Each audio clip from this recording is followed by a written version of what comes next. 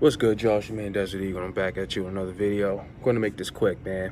Look, nothing was done during the trade deadline, really. The only player we got was Jannard Avery from the Browns.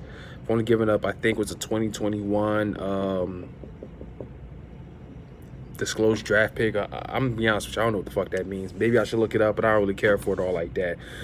It's going to be done in 2021. If not, I think it's next year. You know, whatever.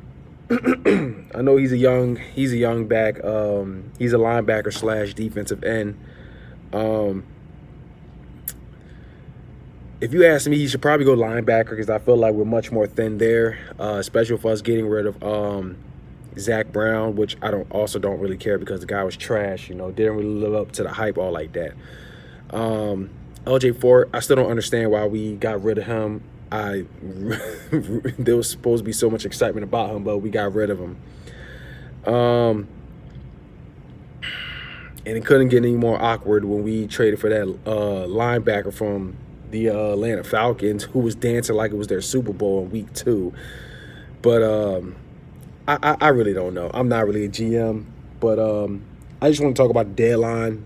What didn't really happen. You know, we didn't really make any moves. You know, we was one of a lot of teams that was very quiet, because normally in the deadline, you know, lots of last minute shit happens.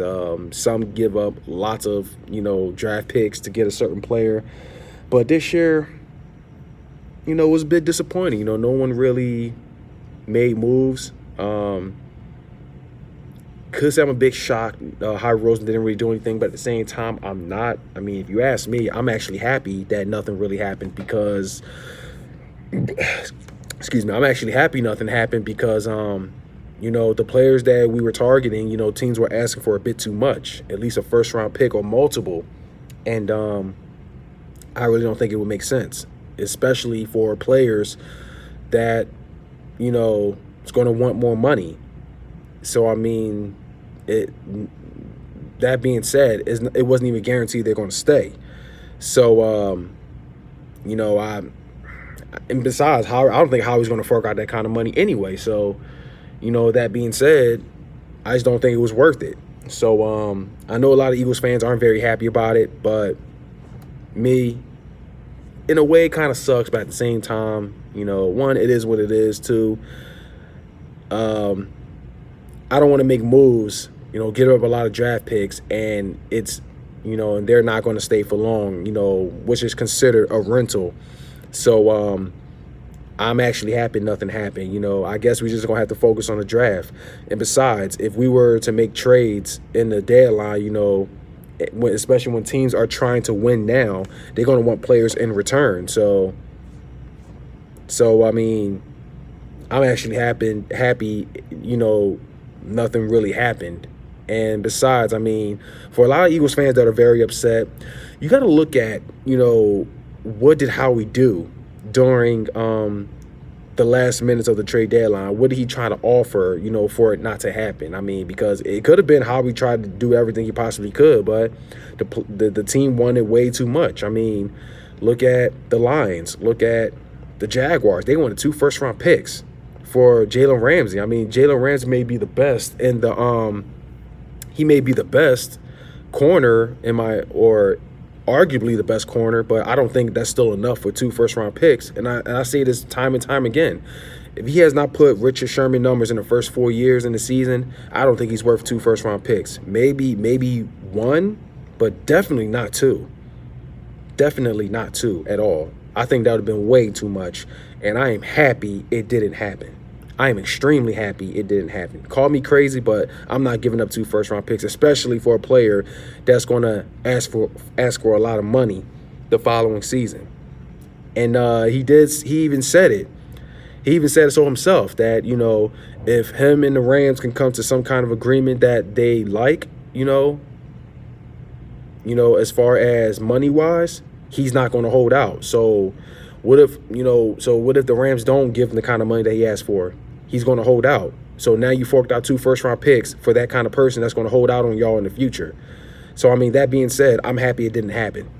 We don't need that kind of, you know, person on the team. I mean, his talent may, you know, speak a lot for his actions, but at the same time, his character really sucks. So we don't need that here. I don't care how good you are. I want us to win, and I don't want to deal with players who's going to hold out and shit. I mean, we can talk about Malcolm Jenkins, who was holding out in a way, but at least he's back. At least he still has the same mentality that he wants to win. At least he's still on the team, still playing like he cared for the team and the fans and everything. So, he's a true leader. He's a true captain, and still doing what he does. I mean, do I think he deserves a lot of money? You damn right. I feel like he's part of the heart of the defense. So, anyway, I know a lot of things are being said about Jay Ajayi. How was we able to get this guy in 2017? Look, I'm just going to look at it this way. Jay Ajayi, we were just having to be at the right place at the right time. The Dolphins were willing to move on from Jay Ajayi, whatever it takes. And being as though they had one of the worst coaches, Adam Gase / GM, he was horrible. He was horrible. He was a sucker, getting rid of players. Selling short and everything. He was a freaking sucker, but in the end, we happened to be at the right place at the right time. That's all it was. I can admit, we were very lucky, but him being gone and all that, none of that really matters. He got a Super Bowl. I'm still surprised he doesn't really have a job. I mean, teams could use running backs, even though Jay Ajayi is a bit injury prone, but he's still very good though. He's just not as healthy, but I'm going a little off topic, so I digress.